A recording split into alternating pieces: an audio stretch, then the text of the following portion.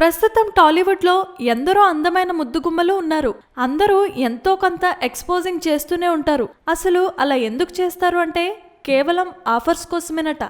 ఈ జాబితాలోకే కలర్స్ స్వాతి కూడా enter అవ్వాలనుకుంటోంది. Colours programme ద్వారా పాపులర్ అయ్యి టాలీవుడ్, కోలీవుడ్ లో హీరోయిన్ గా పేరు తెచ్చుకున్న క్యూట్ గర్ల్ స్వాతి లేటెస్ట్ గా హాట్ కామెంట్స్ చేసింది. నాకు గ్లామర్ పాత్రలంటే చాలా ఇష్టం, కానీ నా దగ్గరకు అన్ని హోమిలీ క్యారెక్టర్స్ మాత్రమే వస్తున్నాయి. అందుకే గ్లామర్ గర్ల్ పాత్రలో కనిపించలేకపోతున్నా.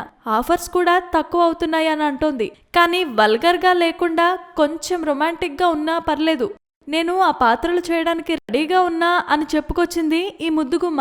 అలాంటి పాత్రలో నటిస్తే మీరందరూ నన్ను చూసి ఆశ్చర్యపోవాల్సిందే అంటోంది స్వాతి. అంతలా నాలో ఉన్న అందాలని చూపిస్తా, మీ అందరినీ అల్లాడిస్తా అంటోంది.